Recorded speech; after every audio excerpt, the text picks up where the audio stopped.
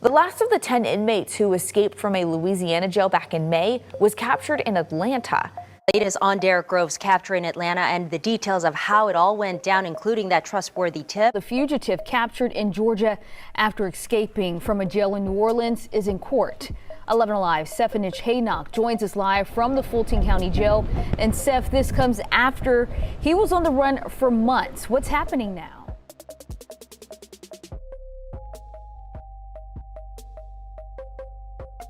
Say, bruh, listen to this here. What you about to hear ain't no bedtime story. This one raw, this one ugly, and it's drenched in the truth. The streets been talking. YouTubers who couldn't find the lower ninth ward on a map, if you showed it to them, been gossiping. But I'm gonna tell you what really went down with Derrick Groves, how that man really got caught, and why the whole girlfriend argument story is straight cap. Even when something big happens in the streets, social media turn into a circus. Everybody wanna act like they plugged in. Dudes who ain't never been to Canal Street talking like they from the city. Clueless out of town YouTubers with ring lights in their mama kitchen breaking exclusive updates on that boy Woo like they detectives. But the truth don't need clickbait. It just need time. Woo been a name out here. Not for no rap, not for no fame, but for what he did in them streets. Came up in the lower nine, where every corner got a story and every look could be a warning. He wasn't no saint though. He was known, respected, and feared. One of them names that make people nod slow when you mention it. Who had that energy, that type that make the block go quiet when he step out. Before the fall, Woo already been through it. He had beefs, alleged bodies, in a case that made the news heavy. One Mardi Gras, a family block party turned tragic. Shots rang out, people ducking, kids screaming, chaos everywhere. 12 say Woo the one who spread it. 2 dead, others hit, whole community flipped upside down. They called him, charged him, locked him up. The courtroom seen his face. The judge handed down the weight. Crooked Louisiana criminal justice railroaded that boy. Multiple failed trials, yet they still hit him with life without parole. Woo was boxed in. Also, they thought. Fast forward to May 16, 2025, Orleans Parish Justice Center is late, lights flickering, guards sleeping, cameras dusted, and somewhere deep inside, 10 inmates planning the impossible. The media reported behind the toilet, a wall had been cut, a hole big enough for a man to slip through, balls loose, locks don't work right. It's like the system itself been bribed. And just like that, they out, 10 arm, gone into the dark. Woo one arm. Them boys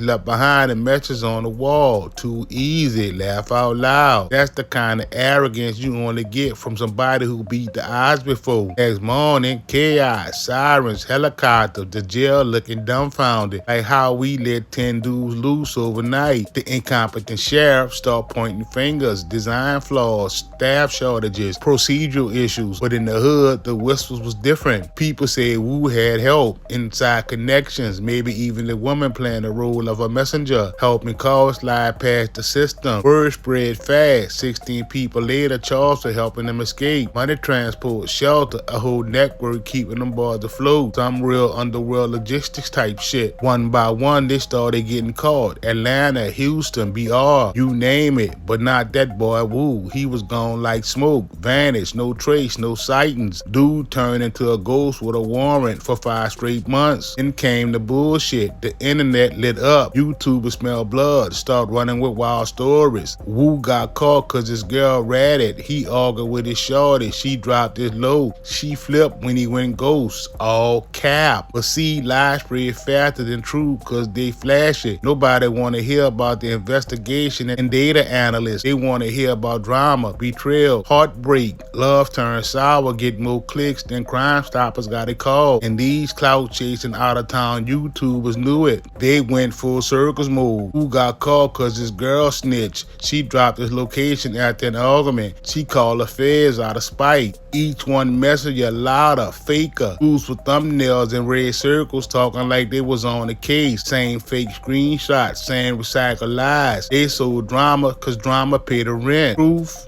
It don't trend. Every version more dramatic than the last. Dudes talking like they was there, but asking for a single receipt and they start stuttering. Not one screenshot, not one police document, just talk. That's the new YouTube hustle. Lies equal monetization. But you know how it go in the age of content. Receipts don't matter if the lies sound better. Meanwhile, real investigators been working. Marshals, task force, local police, all grinding behind the scenes, tracing leads, reviewing tips, stacking data, talking to any and every snitch that had something to say. They had that boy Wu as priority one, the most dangerous out the bunch. Feds dropped big money for info. The word on the street was 50 racks if you had the right tip. That's enough to make anyone's conscience start talking. Weeks go by, summer heat creeping in, every rumor getting colder. Wu's still on the run, but the marshals, they don't rest. Every anonymous call got checked, every ping, every whisper. They start getting close, little pieces adding up. Movement, patterns, money wires. Ain't long before they trace one of Wu's old connections. Then it happened. One call changes everything. Now peep this year. This where shit get messy. One of the bras that Wu was Joseph slipped up and told her people that she be messing with Wu. She knew where he was at. He was in ATL, laying low in the hood, living in the crib that he got another broad to rent from. Never had to leave, never had to make a move. Everything he wanted was being bought straight to him. If you from the endo, bruh, you know some of the people can't hold water on their chest. And that 50 rack sound good when them holidays rolling around. Streets say it was a middle-aged woman in New Orleans, not no influencer, not no fan, just a regular civilian. She laid up there and tipped them people off. She picked up the phone, called Crime Stoppers, dropped that info, calm, confident. That call got rooted, flagged, verified. The pieces line up. Atlanta South Side, they got a hit. That's how real police work happens. Quiet, precise, with the assistance of undercover snitches. Not like these out-of-town YouTubers made it look after picking up that fake story on Instagram. 12 moved in silent because they knew that's the only way they was gonna catch that boy. They rolled out early. Marshal, SWAT, armored trucks, streets locked down, lights out, neighbors peeping.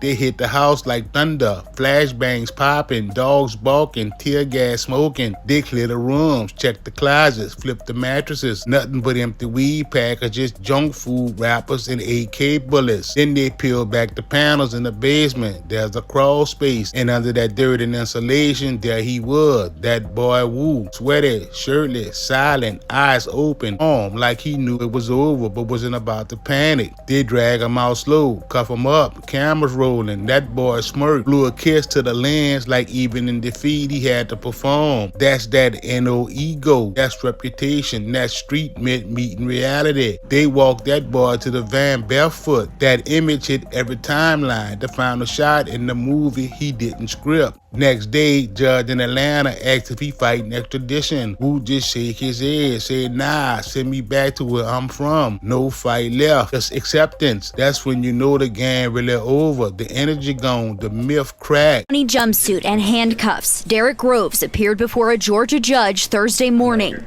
And do you want to challenge extradition or do you want to return to Louisiana? I want to return where I'm from. You want to go back to Louisiana? Yeah. Okay.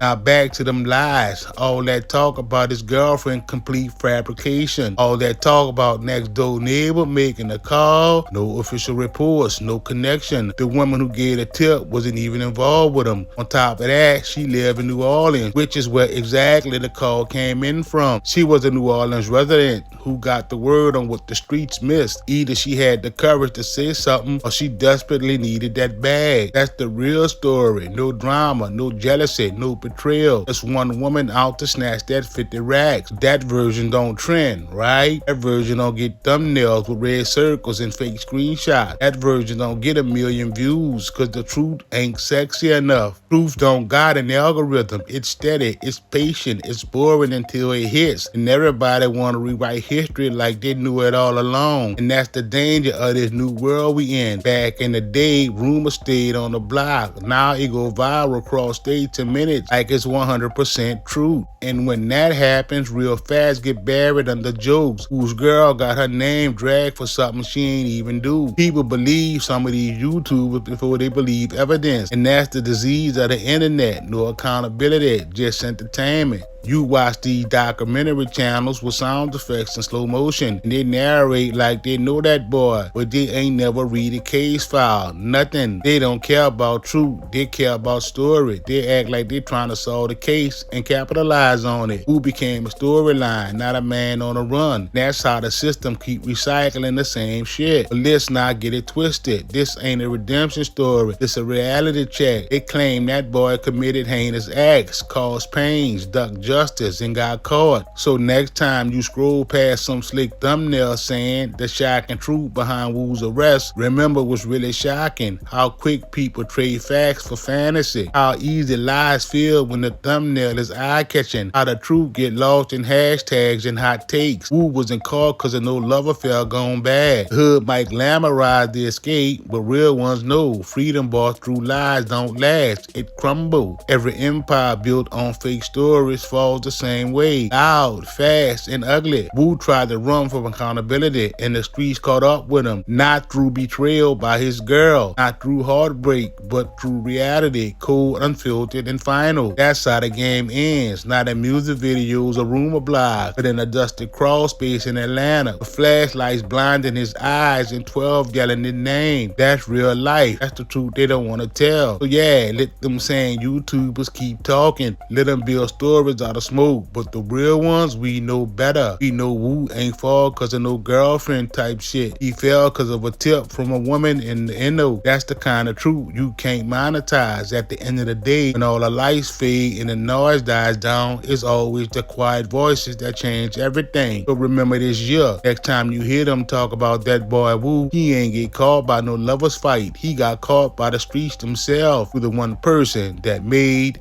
that call.